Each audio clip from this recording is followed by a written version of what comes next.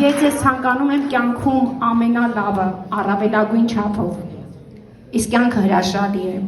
եւ այնտեղ շատ լավ բաներ կան։ Թող ամեն քայլափոխի այդ լավը հանդիպի ձեզ։ Թող ձեր հետևից գա։ Եթե նույնիսկ չնկատեք, թող գտնի ձեզ, բռնի ձեզ ու ասի ես այստեղ եմ։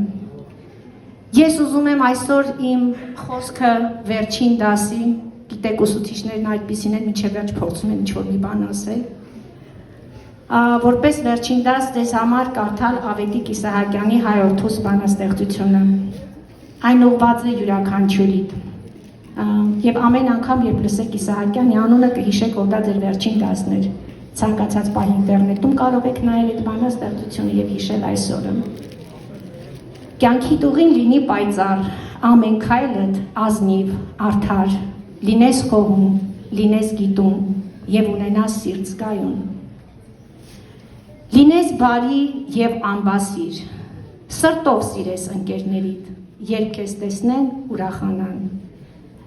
Լինես պատրաստ միշտ օգնելու, տանջվող մարդուն եւ ընկերին։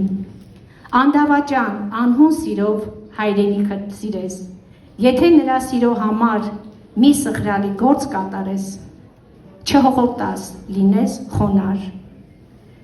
Այդպես ապրես խիղճդ անդոր, ուրախ եւ բախտավոր։